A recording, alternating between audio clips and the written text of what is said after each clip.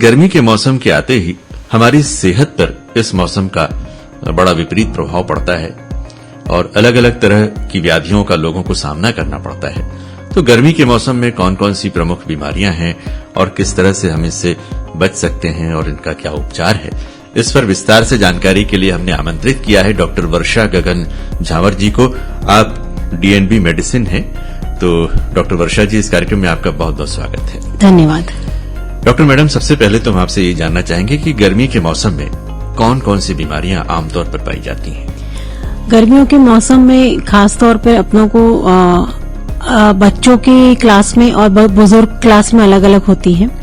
बच्चों में बहुत कॉमन वायरल इन्फेक्शन होते हैं, जैसे लूज मोशंस होना, पेट में गड़बड़ होना, ये बच्चों में बहुत ज्यादा कॉमन है। और जो अडल्ट पेशेंट्स हैं उनमें heat stroke, conjunctivitis, food poisoning, ये सब ज्यादातर आमकर हम लोग अडल्ट पेशेंट्स में देखते हैं। अगर हम शुरुआत बच्चों से करें तो बच्चों में किस उम्र के बच्चे इसमें सबसे ज्यादा प्रभावित होते हैं? जो बाहर खेलने वाले जो बच्चे हैं, स्पेशली 2.5-3 साल से लेके 14-15 इयर्स तक में, उनमें specially loose motions, vomiting and heat stroke, मतलब कि गर्मी में बहुत खेलने की वजह से जिनका टेम्परेचर बहुत ज्यादा बढ़ जाता है, मतलब ऑलमोस्ट 102-101 तक इतना हो जाता है, ये सब बच्चों में ज्यादा कॉमन है इस एज ग्रुप में। बच्चों में अगर लूज मोशन शुरू हो जाए तो ऐसे में अभिभावकों को क्या करना चाहिए? सबसे पहले तो बच्चों को अगर लूज मोशन है तो उनको अच्छे से हाइड्रेट कीजिए, उनको बहुत सारा पानी, ORS, नींबू पानी, ये सब दीजिए। प्लस आसपास में जो भी गंदगी होगी या अपना एरिया जहां अपन रहते हैं उसको साफ सुथरा रखने की कोशिश करें। क्या दूध पीने वाले बच्चों को भी इस तरह की समस्या का सामना करना पड़ता है? बहुत रेयरली, पर करना पड़ सकता है अगर टेम्परेचर बहुत ज्यादा हो तो, या मम्मी के डाइट में या मम्मी के इसमें कुछ प्रॉब्लम हो तो। अदरवाइज इतने कम एज के ग्रुप में इस मौसम में ऐसे देखने नहीं मिलता। आमतौर पर जो खेलने कूदने वाले बच्चे होते हैं वे बाहर खेलने जाते हैं और कई बार घर से पैसे मांगकर कुछ चीजें खरीद कर खा भी लेते हैं। तो गर्मी के मौसम में जब बच्चों को हम कोई चीज खरीदने के लिए पैसे देते हैं तब किस बात का ध्यान रखना चाहिए? आजकल चाहे बड़े हो चाहे बच्चे हो, डाइट कॉन्शियस सबको होना चाहिए। स्पेशली कोविड के बाद में तो सब लोग घर में रहने की वजह से ओबेसिटी का और ब्लड प्रेशर का तो सबको सामना करना ही पड़ रहा है। रहा सवाल गर्मियों के मौसम में, अगर कोई बच्चा पैसे मांग के अगर जा रहा है तो सी टू इट की आप वो कोल्ड ड्रिंक ना ले, चिप्स वगैरह ना खरीदे और कोई फास्ट फूड ना ले।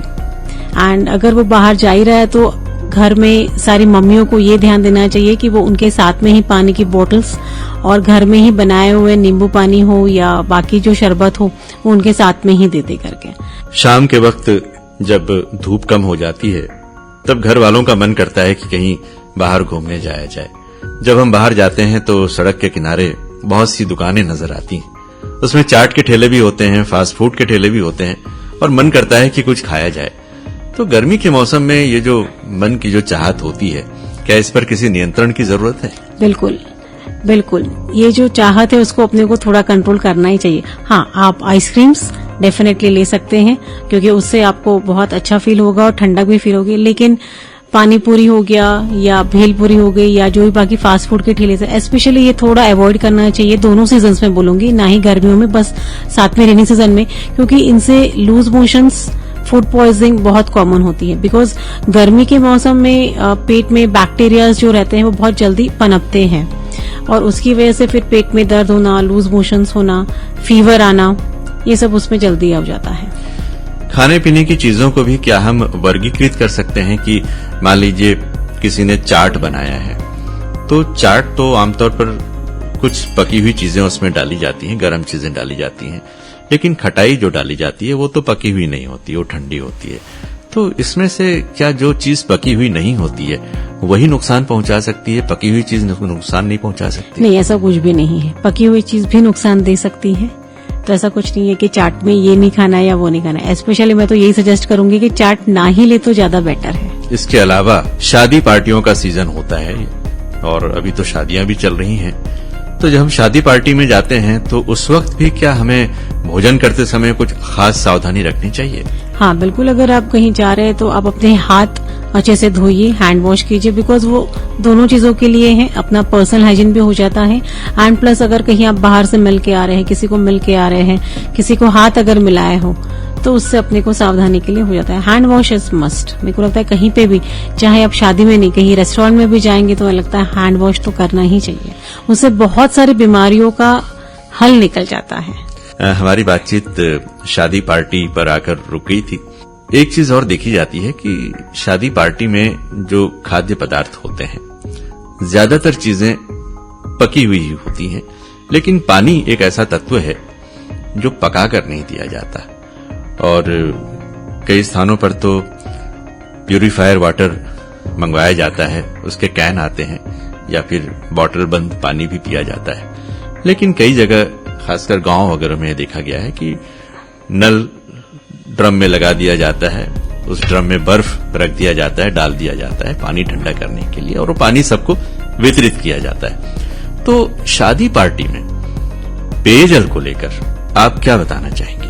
शादी पार्टियों में मैं पानी की इसको लेके ये बताना चाहूंगी कि आपको जो नल का पानी जो आपने एग्जाम्पल दिया है उसको डेफिनेटली नहीं करना चाहिए, बिकॉज पानी कैसा आ रहा है आपको किसी को नहीं पता होता है। एटलीस्ट अगर आप प्योरीफायर से या पानी की बोतल से दे रहे, कम से कम ये तो नहीं बोल रही कि मैं 100% श्योर रहता है कि वो अच्छा ही होगा, पर एटलीस्ट अपन ये बोल सकते हैं कि हाँ ठीक है, बिस्लरी का वाटर आ रहा है तो अच्छा ही होगा करके, या आरओ वाटर से आ रहा है या प्यूरीफायर से आ रहा है तो प्यूरीफाई होके आ रहा है।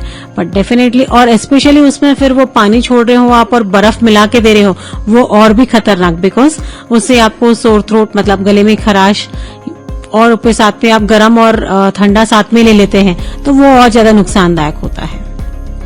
मैडम, जब फूड पॉइजनिंग की वजह से किसी को तकलीफ होती है तो उसमें लूज मोशन के साथ साथ क्या उल्टियां भी होती हैं? हाँ, उल्टियां, और सबसे मेन साथ में पेट में भी बहुत दर्द होता है जी। तो ये दोनों रीजन ये भी हैं, और किसी किसी पेशेंट में कभी कभार बुखार भी हो सकता है, लेकिन बाकी जो तीनों जो आप बताए हैं, लूज मोशंस, वॉमिटिंग और पेट में दर्द। तो जब किसी को फूड पॉइजनिंग हो जाए या फूड पॉइजनिंग का कोई शिकार हो जाए तो उस वक्त क्या कोई घरेलू उपचार भी है जिसके सेवन से हम ठीक हो जाएं, या हमें डॉक्टर के पास जाना ही चाहिए?